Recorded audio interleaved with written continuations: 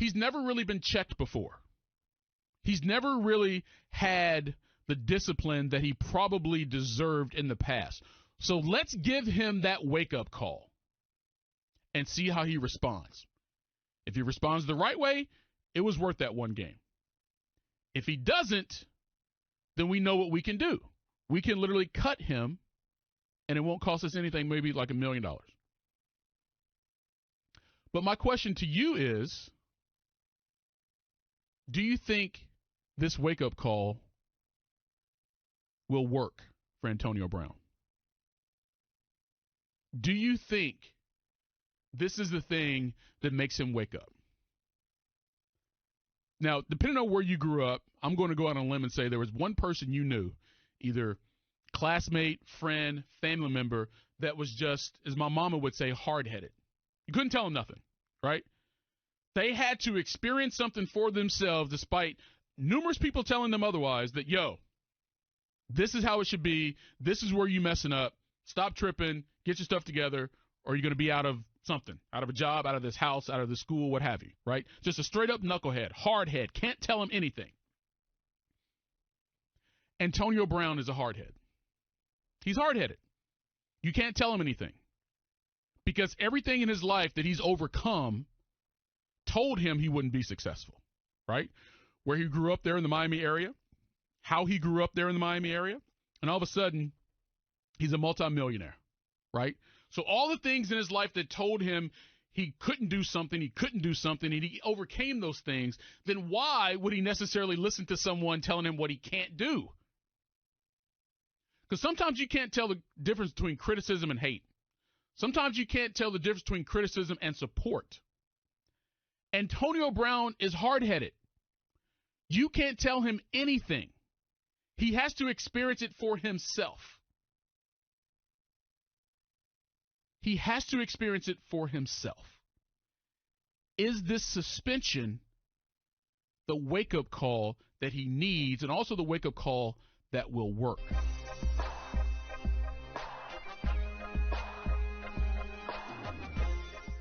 Radio is presented by Progressive Insurance. Guests on the Stephen A. Smith Show appear via the Shell Pennzoil Performance Line.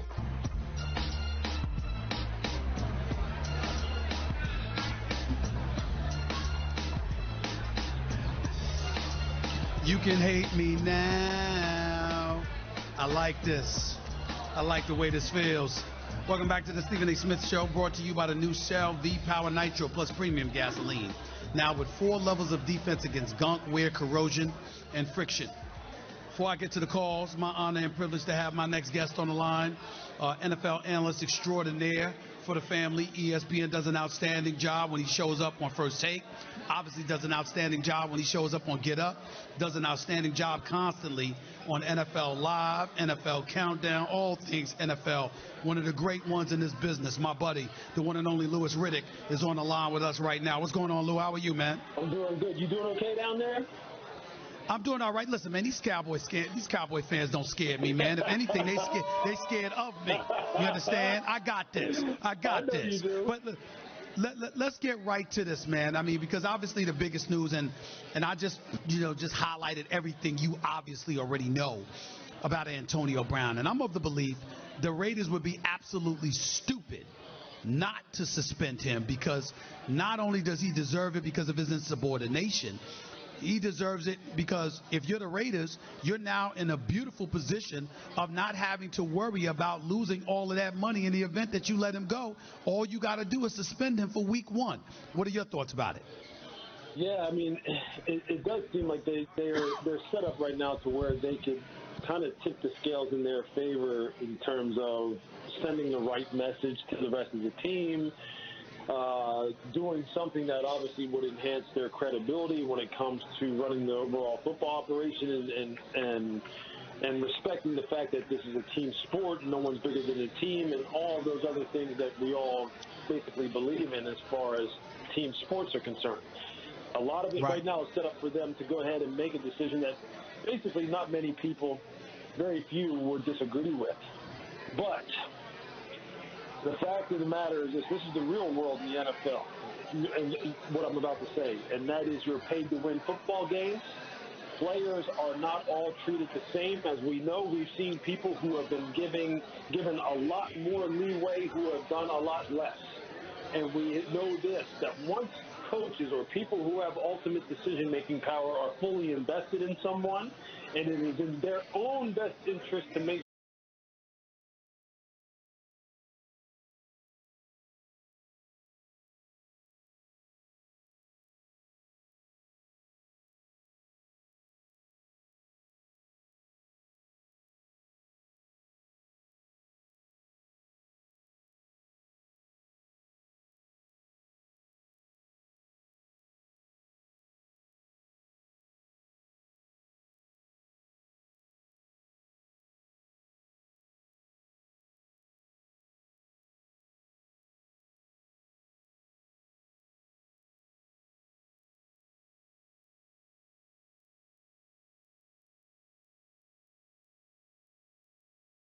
Money talks, and we understand that. And we know that the NFL is all about two things, money and control.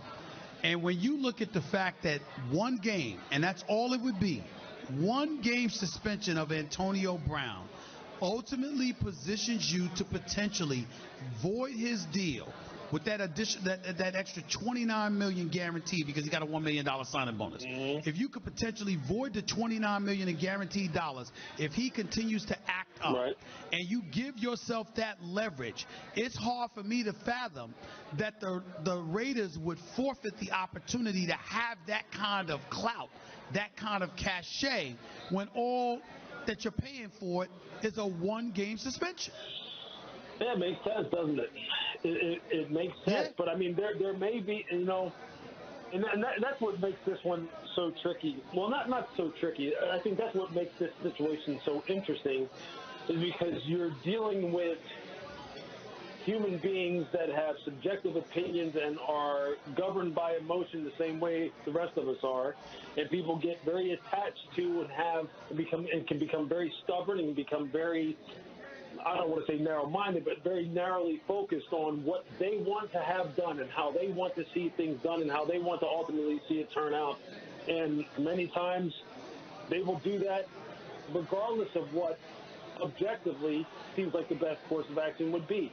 And I'm just saying, I think that's a very real possibility here in this case, because of the fact that, look, in the NFL, right? I mean, so like last night, the Chicago Bears lose to the Green Bay Packers.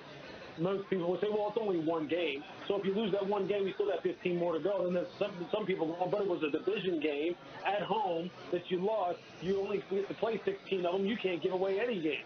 So what if the people who are on the side of saying, well, AB needs to play because it's the Denver Broncos, it's at home, it's a division game, it's on Monday Night Football, big spot, lots of star power in that game, lots of spotlight. No, we want to roll out our shiny new toy.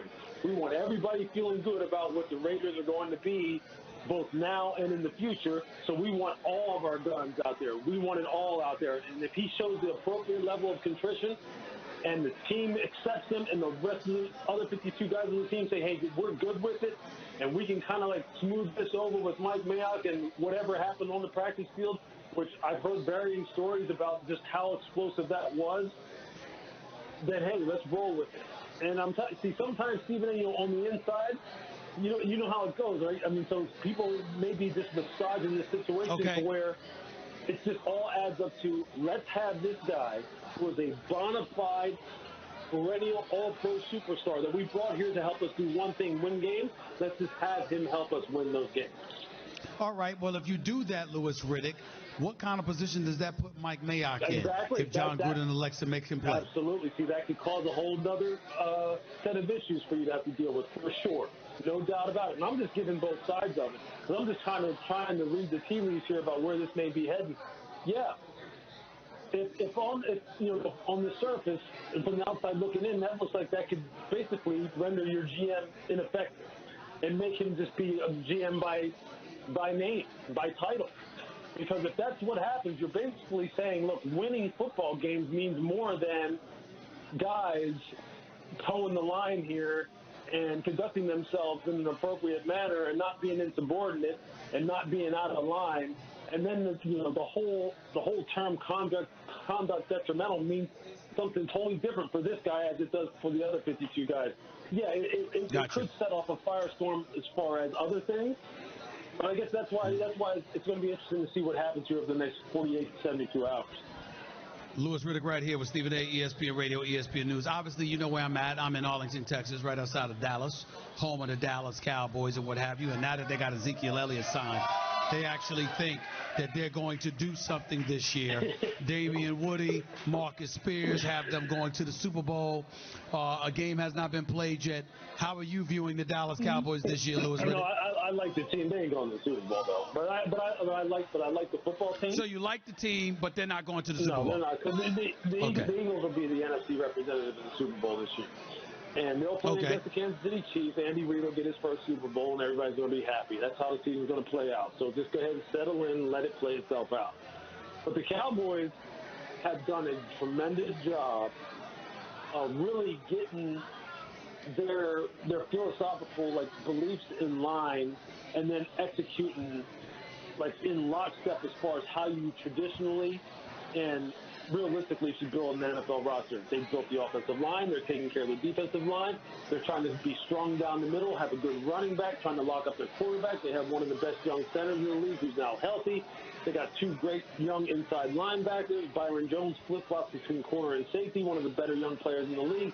They've got some nice philosophical underpinnings that should serve this football team for a long time. And I don't think they're going to win. They're not going to make it to the Super Bowl this year, but they're going to be around for a while. I think Dallas is here to stay now. I think they have now got their base underneath them, and they've got their core group of players. And I think every year now, legitimately, you're going to have to deal with the Cowboys, and that hasn't always been the case. Every year, I think they are set up for the long haul now. Okay. Louis Riddick right here with Stephen A. Who you got coming out of the AFC? Last question to you. Oh, that'll be KC. KC's going to the Super Bowl. The Chiefs are going to win it. The Ferrari, Pat Mahomes will win the Super Bowl this year.